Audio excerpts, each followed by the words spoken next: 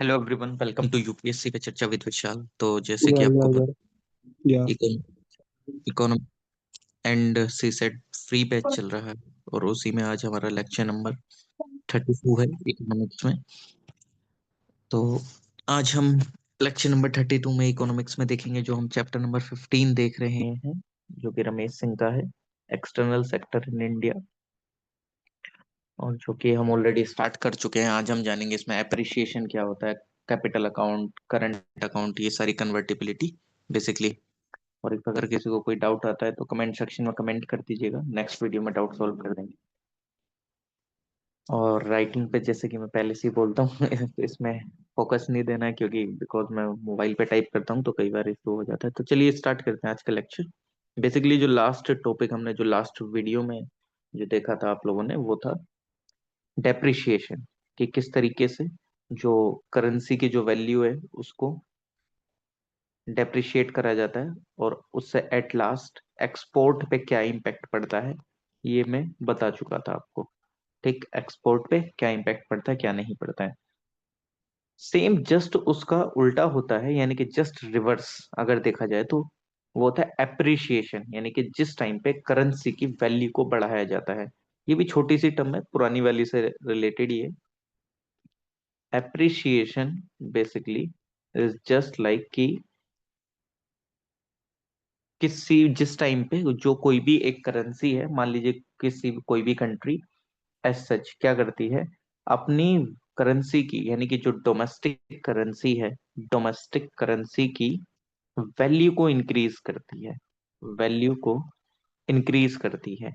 अब आप इससे खुद देख लो कि क्या इससे इम्पैक्ट पड़ेगा। मान लीजिए कि कोई कल को, मतलब जो मान लेते हैं कि कोई एक चॉकलेट थी, उसका जो प्राइस था, उसका जो प्राइस था वो पहले कितना था, मान लेते हैं कि 60 रुपीज था।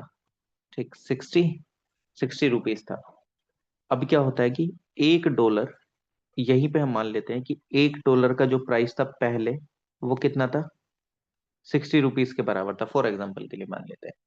लेकिन अब हमने अपनी करेंसी की वैल्यू को इंक्रीज कर दिया है, इंक्रीज कर दिया है।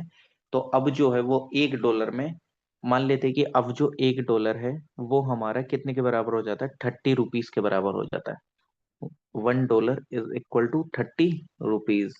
अब आप खुद देखिए, पहले जो था इस चॉकलेट को बाय करने के लिए $1 ही काफी था, लेकिन आज इस चॉकलेट को बाय करने के लिए $2 लगेंगे। क्यों? क्योंकि आज $1 30 रुपीज का है, तो इसलिए उसको बाय करने के लिए $2 लगेंगे। तो यानी कि जिस टाइम पे कोई भी, मतलब एक्सपोर्ट पे, अब इससे क्या इम्पैक्ट पड़ सकता है, देखो अगर अमेरिका के लिए देखा जाए तो उसका इंपोर्ट कम हो जाएगा। क्यों? क्योंकि पहले वो एक चॉकलेट ले रहा था $1 में, लेकिन आज उसको $2 खर्च करने पड़ रहे हैं।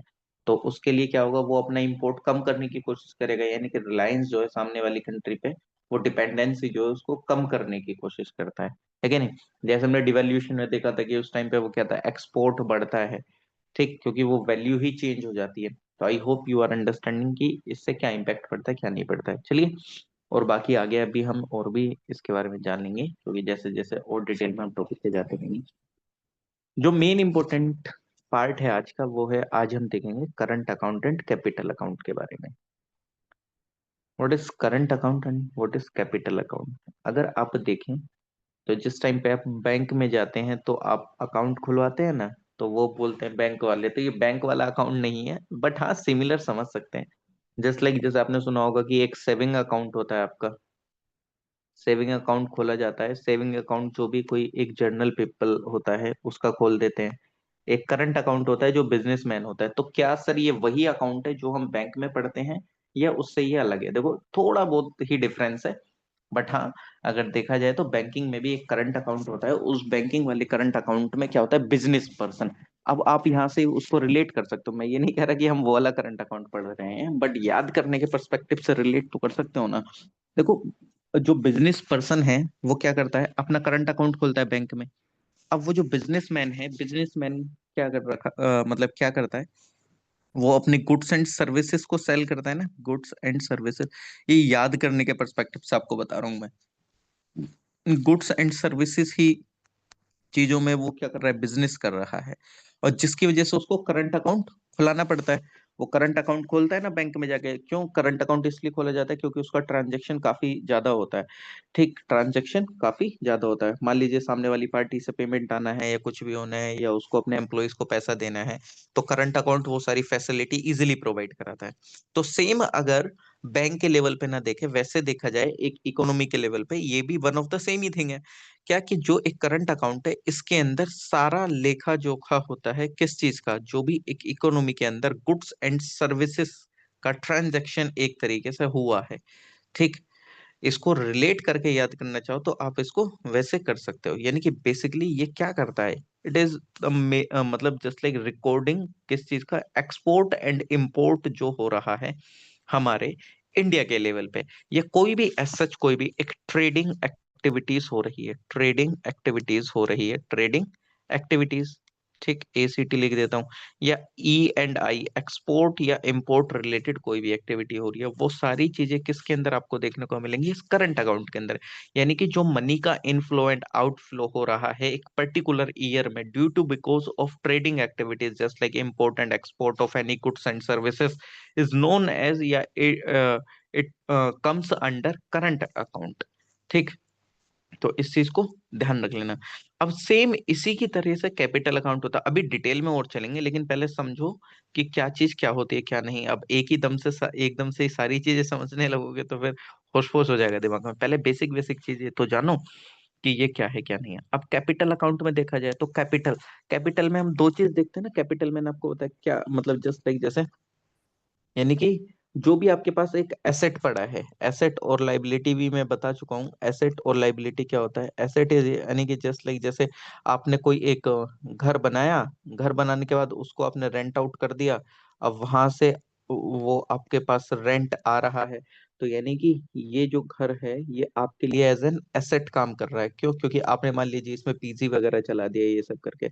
लाइबिलिटी इन द सेंस जहां से आपको कुछ एक रिटर्न वगैरह नहीं आ रहा है, तो यानी कि इसके अंदर भी कुछ इस तरीके की चीजें आ रही हैं सर कैपिटल के अंदर में, जो कि आपको कुछ फायदा दे रहा है, यानी कि पैसा वैसा मिल रहा है आपसे, आपको इन सब चीजों से। तो यानी कि कैपिटल के अंदर वो सारी एक्टिविटीज का, वो सारे पैसे का लेन देन का इनफ्लो और आउटफ्लो होगा, जो कि जस्ट लाइक जैसे कि फॉरेन इन्वेस्टमेंट है कोई, फॉरेन इन्वेस्टमेंट आई है इकोनॉमी के अंदर में, फॉरेन इन्वेस्टमेंट है।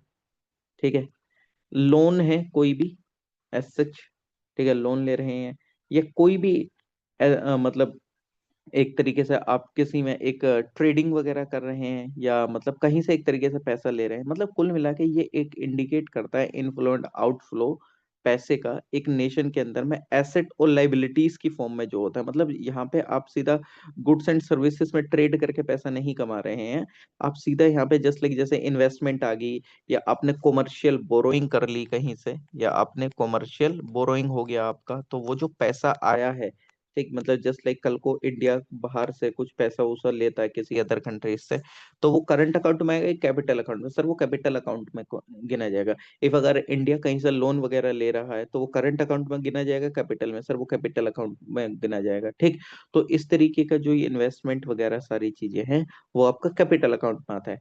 बट सिर्फ गुड्स एंड सर्विसेज अगर देखा जाए तो करंट अकाउंट में आता है। ठीक, ये तो इनमें सबसे बड़ा बेसिक डिफरेंस है किसमें, कैपिटल एंड करंट अकाउंट के बीच में। अब इसके अलावा और क्या क्या चीजें होती हैं वो हम आपको और बता देते हैं डिटेल में। ठीक, लेकिन ये ध्यान रखना, कई बार पूछ लिया जाता है कि कौन सा किस में आता है किस में नहीं आता है। इन्वेस्टमेंट वगैरह सारी चीजें कैपिटल अकाउंट में आएंगी, एक्सपोर्ट ये सब किस में आएगा, आपके करंट अकाउंट में। क्योंकि ये बहुत छोटी चीज है, जिस टाइम पे आप प्रीलिम्स में क्वेश्चन सॉल्व कर रहे होते हैं उस टाइम पे आप कंफ्यूज हो जाते हैं। तो प्लीज आई होप कि अब आपको ये जो चीज है ये आप नहीं भूलेंगे, क्योंकि मैंने वो थोड़ा सा मतलब याद करने के पर्सपेक्टिव से ही आपको बता दिया है। ठीक, चलिए आगे चलते हैं। आगे इसके बारे में जानते हैं और कुछ डिटेल। और इसमें मैं आपको बताता हूँ बेसिकली, मतलब ऑब्वियसली बात है, दोनों जो अकाउंट है वो बैलेंस ऑफ पेमेंट में कंट्रीब्यूट करेंगे, balance balance of payment basically जैसे कल हम डिस्कस कर रहे थे ट्रेड वगैरह के बारे में, ठीक। ये चलो अभी आगे बताऊंगा, उसमें बता दूंगा, कोई दिक्कत नहीं है कि बैलेंस ऑफ पेमेंट अभी चलो यहाँ पे बता देता हूँ, कोई दिक्कत सच कोई बड़ी बात नहीं है। बैलेंस ऑफ पेमेंट कुछ नहीं होता, यानी कि टोटल ट्रांजैक्शन जो हुआ है, टोटल ट्रांजैक्शन जो हुआ है, transaction within a year, किसी भी एक कंट्री में जो हुआ है within a year, within a year in an economy is known as balance of payment, यानी कि कितना पैसा आया है, मतलब कितना पैसा आया है, कितना पैसा गया है, कितना आपने खर्च करा कहाँ पे, as such is known as BOP. तो यानी कि ऑब्वियसली बात है बैलेंस ऑफ पेमेंट दोनों का होगा। फिर करंट अकाउंट में आपने कितने का एक्सपोर्ट और इंपोर्ट करा, सेम विद कैपिटल अकाउंट, आपने कितना उधारी पे लिया और कितना आपने वापस करा, ठीक। तो यानी कि एक पूरा लिखित में सारी चीजें होती है ना, कि कितना आपको बैलेंस ऑफ पेमेंट, मतलब कुल मिला के आपके पास अगर एक महीने का खर्चा आता है आपके घर से, आप अगर बाहर रह के तैयारी करते हैं, तो आप पूरे आपके पास होता है ना कि इतने रुपए यहाँ गए, इतने यहाँ गए, एक पूरा लेखा जोखा टाइप से आप रखते हैं कि हाँ, अब मेरे पास इतनी सेविंग बची है, ये इस तरीके से। तो यानी कि total transaction within a year in an economy is known as balance of payment. Okay, चलिए ठीक है। तो ट्रांजेक्शन का भी आपको इसमें पता चल गया कि हाँ इसमें क्या होता है, क्या नहीं होता है। तो ये एक बेसिक सी चीजें थी जो कि आपको इसके बारे में पता होनी चाहिए थी। अब आगे चलते हैं, आगे इसके बारे में और जानते हैं। देखो, एक इसके बैलेंस ऑफ पेमेंट में तो चलो मैंने आपको एक छोटी सी ये चीज बताई देगी क्या होता है क्या नहीं होता है। हम्म जैसे कल भी मैंने आपको चीजें बताई थी, ट्रेड सरप्लस, ट्रेड डेफिसिट वगैरह, बैलेंस ऑफ पेमेंट भी आप वैसे ही समझ लो कि आपने किसी एक कंपनी से ज्यादा, मतलब किसी भी एक कंट्री से किसी भी एक कंट्री से ट्रेड, मतलब मान लीजिए कि जैसे इंडिया और चाइना ट्रेड कर रहे हैं, इंडिया ने चाइना से सामान खरीदा है 10,000 का, लेकिन इसको, मतलब मान लीजिए कि इसको बेचा 10,000 का और इससे खरीदा 20,000 का है, तो ऑब्वियसली बात है निगेटिव बैलेंस ऑफ पेमेंट हो जाएगा। क्यों 10,000 का निगेटिव बैलेंस ऑफ पेमेंट हो जाएगा? क्यों? क्योंकि हमने उसको बेचा कम है, खरीदा ज्यादा है। तो ऐसा नहीं है कि बैलेंस ऑफ पेमेंट जब निगेटिव हो तो वो कंट्री के लिए खराब होता है, नहीं। देखो, अब इससे ये भी तो पता चल रहा है ना कि हम अपनी डिमांड को क्या कर रहे हैं, मीटअप कर रहे हैं। बट हाँ, ये चीज आपको ये दिखाती है कि जो चीज आप अपनी कंट्री में बना सकते हैं आप उस पर फोकस करिए। जैसे हमारा मिशन भी है सेल्फ रिलायंट होना, हम, है कि नहीं? तो हमें मैन्युफैक्चरिंग सेक्टर पे उस हिसाब से फोकस रखना चाहिए कि हमारी जो डिपेंडेंसी है, देखो कभी फुल्ली डिपेंडेंसी किसी भी अदर कंट्री पे फिनिश नहीं हो सकती, ये मैं आपको कल भी बता चुका हूँ इसके पीछे का। और सेल्फ रिलायंट की मैं इसके पीछे डेफिनेशन भी बता चुका हूँ कि एग्जैक्ट मीनिंग क्या होता है, तो आप समझ सकते ही हैं उसके बारे में, ठीक।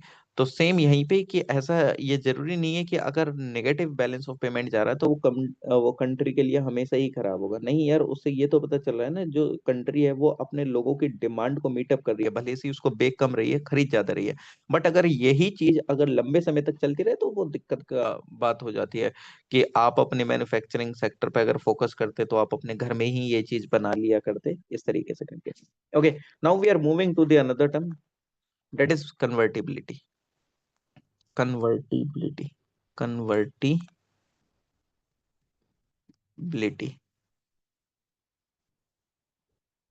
कन्वर्टिबिलिटी। देखो, कन्वर्टिबिलिटी से सीधा एकदम समझ में आ रहा होगा सर, कोई चीज चेंज हो रही है, कोई चीज किसी ना किसी चीज में चेंज हो रही है, इसका मतलब सीधा सीधा यही है कि कोई एक ऐसी चीज है जो कि चेंज हो रही है, ठीक। अब जब चेंज हो रही है तो वो किस चीज में चेंज हो रही है वो अपन को जानना है कि सर, अगर जैसे आपने अभी हमको बताया capital account and current account, तो एग्जैक्टली जाहिर सी बात है आप कुछ कन्वर्टिबिलिटी भी इसी चीज से रिलेटेड बताओगे। तो ये एकदम आप सही सोच रहे हैं, अगर कोई ऐसे सोच रहा है। तो कन्वर्टिबिलिटी बेसिकली क्या होता है कि, मतलब है, तरीके से बताता है, मतलब कि जो करेंसी है उसका कन्वर्जन, मतलब जस्ट लाइक जैसे इंडियन रुपीस है, इंडियन रुपी है, उसका कन्वर्जन इन डॉलर। ये कोई भी हो सकता है, देखो मैं मैक्सिमम डॉलर लूंगा क्योंकि मैक्सिमम असेप्टेबल, मतलब असेप्टेबल करेंसी वर्ल्ड वाइड डॉलर है, तो इसलिए डॉलर का एग्जांपल ले लेता हूँ। इसके अलावा भी करेंसीज हैं यार, ऐसा नहीं है कि इसके अलावा करेंसीज नहीं है, पाउंड है, स्टर्लिंग है, येन है, काफी सारी चीजें। बट हर एक एग्जाम्पल में सारी करेंसीज को एक साथ ले लूं, ऐसा फिर कंफ्यूजन हो जाएगा। तो इसलिए जो मैक्सिमम कंट्रीज में एक्सेप्टेबल करेंसी है डॉलर, मैं उसी का एग्जांपल लेता हूँ। तो करेंसी कन्वर्टिबिलिटी यानी कि एक तरीके से, यानी कि एक किसी करेंसी का कन्वर्ट होना दूसरे किसी फॉरेन करेंसी में according to the demand and supply of the currency. ठीक। वो मैंने आपको कल भी बताया था कि हमारे पास फॉरेक्स रिजर्व है, उसका क्या फायदा होता है क्या नहीं होता है, एक तरीके से, है कि नहीं। अब कन्वर्टेबिलिटी में मतलब जस्ट लाइक जैसे आप रुपी को डॉलर में कन्वर्ट कर रहे हैं, तो इससे आपके फायदा भी है ना। फायदा क्या है कि आप ट्रेड कर सकते हैं, जस्ट लाइक जैसे चलो कल भी एग्जांपल बताया था, आज भी रिपीट कर देते हैं कि इंडिया है, अमेरिका से ट्रेड कर रहा है। कल को अमेरिका को इसने डॉलर दे दिया, वो अमेरिका को भारत ने रुपी दे दिया। ठीक। और रुपी दे दिया, या अमेरिका ने भारत को डॉलर दे दिया। अब आप बोलेंगे सर डॉलर भारत में नहीं चल रहा है और रुपी अमेरिका में नहीं चल रहा है, तो फिर कैसे होगा। तो अब ये जो डॉलर है, हम इसका इस्तेमाल कहाँ कर सकते हैं, हम किसी अदर कंट्री के साथ कर सकते हैं। मान लीजिए साउथ अमेरिका में डॉलर चल रहा है, तो हम डॉलर से ट्रेड कर लेंगे उसके साथ। ऑब्वियसली बात है, हमारा जो रुपी है वो इतना एक्सेप्टेबल नहीं है, डॉलर एक्सेप्टेबल है। तो जो डॉलर हमने अमेरिका से लिया है ट्रेड करके, उस डॉलर का इस्तेमाल हम अदर कंट्री के साथ ट्रेड करने में कर सकते हैं। ठीक। और अगर हमारे पास यही डॉलर नहीं होगा और हमें कोई एक सामान की जरूरत है साउथ अमेरिका से, तो हम वो सामान नहीं ले पाएंगे। क्यों? क्योंकि वहां पे रुपी अवेलेबल नहीं है, रुपी में चीजें नहीं चल रही हैं, तो फिर दिक्कत आ जाएगी। तो इसलिए डॉलर होना भी बहुत बड़ी बात है, यानी कि इंटरनेशनल करेंसी होना, फॉरेक्स रिजर्व, जो कि मैंने कल बताया, ताकि आपका ट्रेड जो है वो कभी दिक्कत में ना आए, और जो आपकी डिमांड एंड सप्लाई है एक कंट्री में वो मेंटेन रहे, वो चीज मेंटेन रहती है। ठीक। तो सेम विद दिस यहाँ पे। अब सर, आप करेंसी कन्वर्टिबिलिटी तो बता दिए हैं, लेकिन करेंसी जो है वो दो चीजों में आ रही है, या तो वो करंट अकाउंट में भी आ रही है, कैपिटल अकाउंट में भी आ रही है। तो कौन सी करेंसी कैसे कैसे कन्वर्टिबल है वो आप अब हमको बता दीजिए। तो सबसे पहले मैं आपको करंट अकाउंट की कन्वर्टिबिलिटी बता देता हूँ। देखो, करंट अकाउंट का कन्वर्टिबिलिटी, करंट अकाउंट अभी मैंने आपको बताया, करंट अकाउंट के अंदर गुड्स एंड सर्विसेज होते हैं, गुड्स एंड सर्विसेज, G&S लिख देता हूँ। करंट अकाउंट के अंदर इसी का तो ट्रांजेक्शन होते हैं पूरे साल में। तो ये जो करंट अकाउंट कन्वर्टिबिलिटी है, इसका मतलब ये कि degree of freedom to convert your rupee into other international accepted currency and vice versa without any restriction whenever payment are made. Obviously बात है, जिस टाइम पे आप ट्रेड करेंगे तो उस टाइम पे आपको क्या करना पड़ेगा। अब मान लीजिए कि सेम इंडिया चाइना के साथ ट्रेड कर रहा है, तो भाई साहब उसको तो वहां पे चेंज करना पड़ेगा ना करेंसी को। अब कल को ये बोल दे कि भारत की नहीं यार, हम तो चेंज नहीं करेंगे करेंसी, तो चाइना मना कर देगा ट्रेड करने के लिए। मैं कैसे ट्रेड कर लूं भाई, तुम्हारा तो रुपी मेरे यहाँ पे एक्सेप्टेबल नहीं है। तो यानी कि जो करंट अकाउंट है जिसमें हम गुड्स एंड सर्विसेज का ट्रांजेक्शन कर रहे हैं, यानी कि इंपोर्ट एंड एक्सपोर्ट कर रहे हैं, यानी कि ट्रेडिंग एक्टिविटीज कर रहे हैं, हम अपना ट्रेड कर रहे हैं दूसरी कंट्री के साथ अपने गुड्स एंड सर्विसेज को सेल करके, और कल को हम इसी में मना कर दें कि हम करंट अकाउंट की कन्वर्टिबिलिटी नहीं करते हैं, तो ऑब्वियसली बात है हमारे लिए बहुत बड़ी दिक्कत की बात आ जाएगी। क्यों दिक्कत की बात आ जाएगी? कल को सामने वाली कंट्री हमको मना कर देगी कि भाई साहब मैं तो ट्रेड नहीं कर रही आपके साथ। क्यों? क्योंकि तुम अपनी करेंसी को बदलना तो चाह नहीं रहे, और मेरे यहाँ पे ये आपकी करेंसी चल नहीं रही है, तो आपकी करेंसी का मैं क्या करूंगा लेके। आपकी तो करेंसी एक्सेप्टेड ही नहीं है वर्ल्ड वाइड में। तो अब हम भी दिक्कत में आ जाएंगे यार, कोई हमारी करेंसी को एक्सेप्ट ही नहीं कर रहा है, और कल को हमें दिक्कत ये आ जाएगी कि हमें कोई एक सामान जरूरी ही चाहिए चाइना से, और वो हमको मिल ही नहीं पाएगा। तो यानी कि करंट अकाउंट की जो कन्वर्टिबिलिटी है उसको फुल्ली करना पड़ेगा, फुल्ली कन्वर्टिबल करना पड़ेगा, कि भाई साहब अगर आप ट्रेड कर रहे हैं किसी कंट्री के साथ, तो यानी कि आप अपनी करेंसी को चेंज कर सकते हैं। तो मैं आपको बता दूं, 19 अगस्त 1994 से पहले हमारे यहाँ ये जो करंट अकाउंट में जो करेंसी होती थी, यानी कि जो भी ट्रांजैक्शन हो रही होती थी, वो पूरी तरीके से कन्वर्टिबल नहीं थी। उसके बाद से ये फुल्ली कन्वर्टिबल हुआ है। यानी कि पहले फुल्ली कन्वर्टिबल नहीं थी, मतलब पार्शियली कन्वर्टिबल थी। पार्शियली इन द सेंस कि इस तारीख से पहले पार्शियली थी, यानी कि आप थोड़ी बहुत कर सकते हो। लेकिन थोड़ी बहुत के चक्कर में भी ट्रेड में तो दिक्कत आ रही थी ना, ट्रेड नहीं हो पा रहा था। मान लीजिए कि आपको 100 रुपए की जरूरत है, आपने सिर्फ 50 रुपए ही चेंज करे हैं, तो दिक्कत आ जाएगी। आपको मैं अमेरिका भेज दूं और आपको रुपी लेके भेज दूं, और वहां पर रुपी चल ही नहीं रहा है, वहां पे डॉलर चल रहा है, तो कल को तो आप भूखे मर जाओगे अमेरिका में। चेंज करना पड़ेगा ना, करेंसी को कन्वर्ट करना पड़ेगा। विदाउट कन्वर्जन आप कैसे जीवित रह सकते हैं। तो सेम कि यार पहले जो था पार्शियली कन्वर्ट था। अब जब देखा दिक्कतें आई, एलपीजी रिफॉर्म्स वगैरह आए, तो फिर देखा गया कि यार ट्रेड करना है तो आपको फुल्ली कन्वर्टिबल अलाउ करना पड़ेगा, वरना आपको दिक्कत आ जाएगी। तो फिर हमने 19 अगस्त 1994 के बाद से फुल्ली कन्वर्टिबल करेंसी कर दी है करंट अकाउंट के अंदर, कि अगर आप कोई भी गुड्स एंड सर्विसेज में ट्रेड करते हैं तो you can convert your currency fully, यानी कि ये नहीं कि 50 रुपए कर दिए 100 में से, आप 100 के 100 भी कन्वर्ट कर सकते हैं, कोई दिक्कत नहीं है अगर आपको ट्रेड करना है तो। ठीक। तो ये वाली चीजें आप ध्यान रख लेना। ओके, चलिए नेक्स्ट, यहीं पे ही capital account convertibility. Capital account में वही कि जो भी आप लोन वगैरह ले रहे हैं, कैपिटल अकाउंट,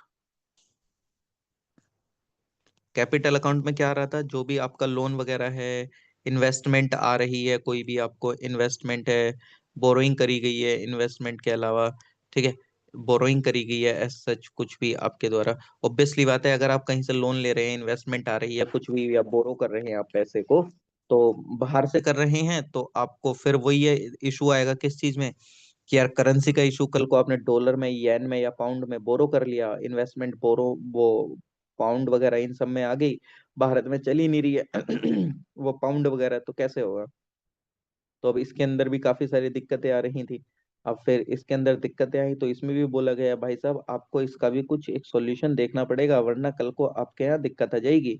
तो फिर इसके ऊपर कमेटी बैठी, कमेटी कौन कौन सी बैठी, एक एस एस तारापुर कमेटी बैठी, S S Tarapur, S S Tarapur, Tarapur committee, S S Tarapur committee, जो कि इस कैपिटल अकाउंट कन्वर्टिबिलिटी के ऊपर ही बैठी थी 1997 में ही, 1997 में एस एस तारापुर कमेटी बैठी इसके ऊपर, और उसने बोला कि इफ अगर हमें प्रोग्रेसिव करना है चीजों को इसमें, तो हमें इसके अंदर में फुल्ली कन्वर्टिबल करना होगा इस कैपिटल अकाउंट को। ठीक। और उसके साथ साथ हमें नेसेसरी प्रिकॉशंस भी लेने होंगे। ठीक, हमें इसके साथ साथ नेसेसरी प्रिकॉशंस भी लेने होंगे, लेकिन इसके साथ दिक्कत ये भी आ रही थी कि कल को अगर कोई भी फंडिंग आ जाती है कहीं से, तो वो ब्लैक मनी व्हाइट मनी भी हो जा रहा था, मतलब बहुत सारी फंडिंग में दिक्कत आ जा रही थी, मतलब आ जा रही थी, काफी सारे इश्यूज बताए गए। बट हाँ ठीक है, ऐसे तारापुर कमेटी ने बोला कि लेकिन अगर आप डेवलपमेंटल पर्पसेस के लिए चीजें कर रहे हैं और प्रोग्रेसिव वे में लेके चलना चाहते हैं, तो आपको इसमें फुल्ली कन्वर्टिबल चीजों को देखना चाहिए, यानी कि जो कैपिटल अकाउंट में जो भी पैसा आ रहा है उसको आपको फुल्ली कन्वर्टिबल करना चाहिए। लेकिन अभी भी अगर देखा जाए तो इंडिया सिर्फ अभी पार्शियली कन्वर्ट करता है कैपिटल अकाउंट में, अभी हम कैपिटल अकाउंट के अंदर फुल्ली कन्वर्टिबल नहीं है। पार्शियली इन द सेंस कि 40:60 में पैसा कन्वर्ट होता है, 40:60 यानी 40:60 में ही पैसा कन्वर्ट होता है, फुल्ली कन्वर्टिबल पैसा नहीं है। ठीक, मतलब हम कैपिटल अकाउंट में सिर्फ पार्शियली कन्वर्ट करते हैं ड्यू टू बिकॉज ऑफ काफी सारी जो दिक्कतें आ जाती हैं, कुछ भी काउंटरफिट करेंसी हो गया या चोरी चकारी, इन सब चीजों से बचने के लिए बाहर से। ठीक, तो अभी बट हाँ we are working on this कि हाँ इस चीज को भी फुल्ली कन्वर्टिबल बना सकें। ठीक। लेकिन इसके अंदर में भी कुछ स्टेप्स लिए गए कि यार लोगों ने बताया कि सर जी इन्वेस्टमेंट आनी है, आप उसको फुल्ली कन्वर्टिबल नहीं कर रहे हैं, हमारे पास इन्वेस्टमेंट नहीं आ रही है, तो अब हम कैसे करें। तो कुछ गवर्नमेंट ने स्टेप्स दिए उनको कि देखो हम आपके लिए कुछ चीजें बता देते हैं, स्टेप्स जो भी गवर्नमेंट के द्वारा लिए गए वो मैं आपको बताता हूँ, steps taken by government, steps taken by government in, वो क्या लिया गया कि जो इंडियन कॉरपोरेट हैं उनको अलाउड है full capital convertibility for up to $500 million overseas venture through automatic route. $500 million तक जितने भी कॉरपोरेट वर्ल्ड है, $500 million तक फुल्ली कन्वर्टेबल अलाउड है, ध्यान रख लेना। इंडियन कॉरपोरेट्स के लिए ऑटोमेटिक रूट के थ्रू यानी कि वो डायरेक्टली ले सकते हैं ऑटोमेटिक रूट। गवर्नमेंट रूट यानी कि पहले गवर्नमेंट में रजिस्टर्ड वगैरह ये सारी चीजें करानी पड़ती हैं, तब उस हिसाब से चीजें होती हैं। लेकिन उन्होंने बोला कि हम $500 million तक फुल्ली कन्वर्टेबल अलाउ करते हैं कैपिटल अकाउंट में, अगर कोई भी आपके पास इन्वेस्टमेंट ये सारी कुछ भी चीज बाहर से आ रही है तो। उसके बाद आपको पार्शियली कन्वर्टेबल होगा 500 से ऊपर जैसे ही जाता है।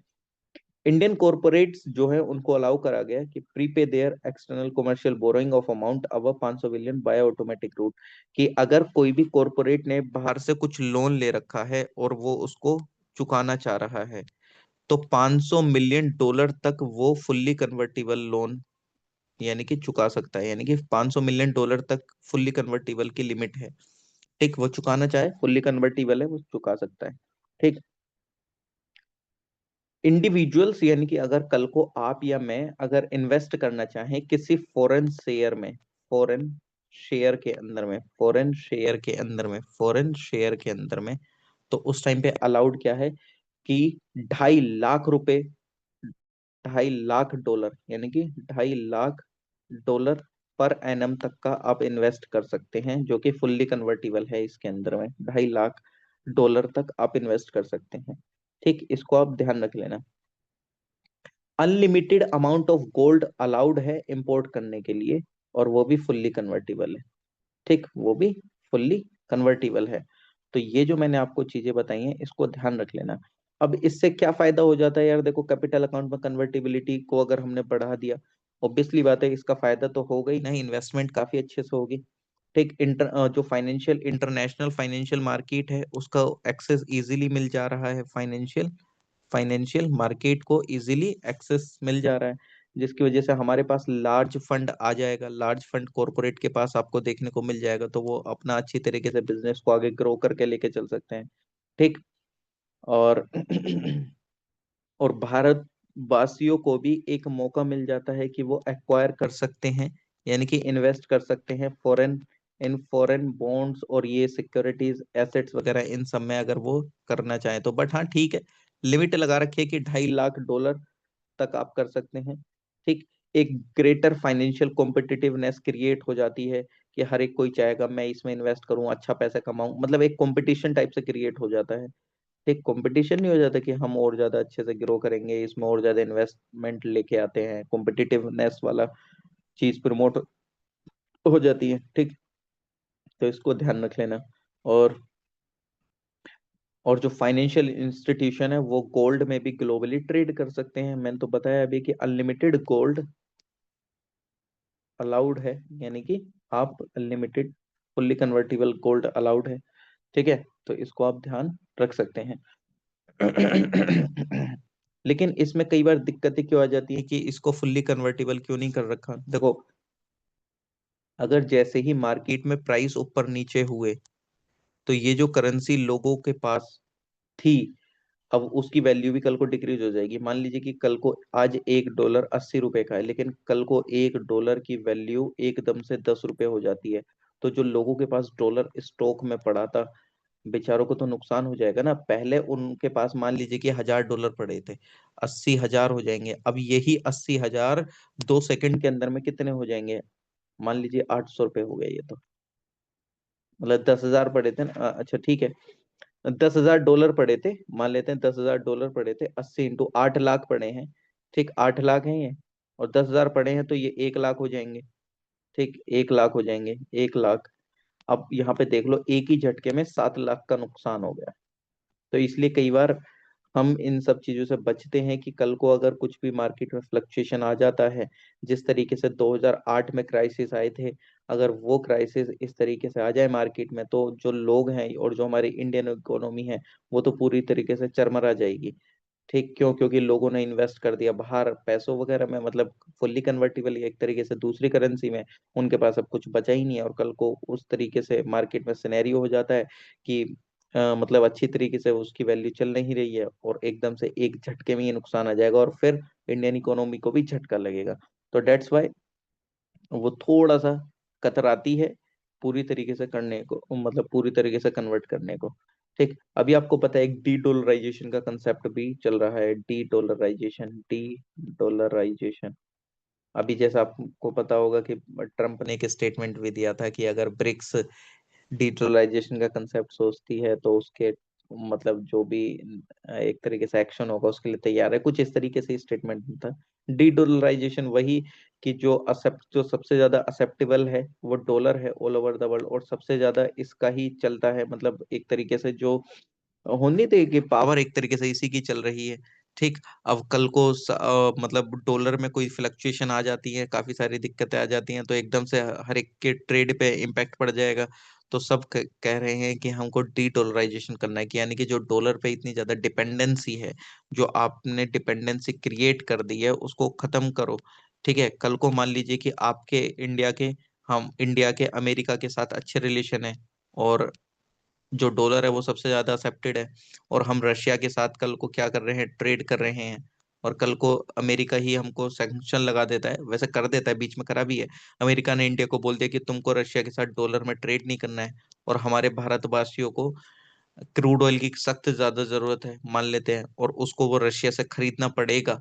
अब लेकिन रशिया ने हमको बोल दिया, वो अमेरिका ने बोल दिया कि तुम डॉलर में उसके साथ ट्रेड नहीं करोगे, तो यार फिर तो हम सीधा सीधा किसके दबाव में काम कर रहे हैं, हम तो सीधा सीधा अमेरिका के दबाव में काम करने लगे। क्यों? क्योंकि हमारे हाथ बंद गए। क्यों? क्योंकि डॉलर है। डॉलर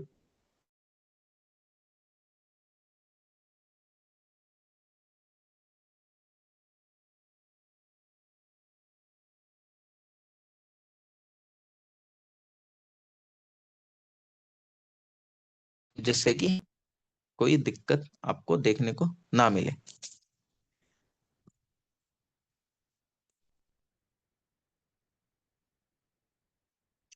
चलिए ठीक है, आज के लिए इतना ही करते हैं, बाकी हम कल नेक्स्ट लेक्चर में जान लेंगे। ओके। तो आई होप कि आप लोगों को चीजें समझ में आ गई होंगी। और प्लीज आप जितने भी लेक्चर हैं प्रीवियस उनका रिवीजन करते हुए चलें, और साथ में आप सी सेट का भी रिवीजन करते हुए चल सकते हैं। तो मिलते हैं आप लोगों से नेक्स्ट वीडियो में। Bye everyone, take care. Please like share comment and subscribe.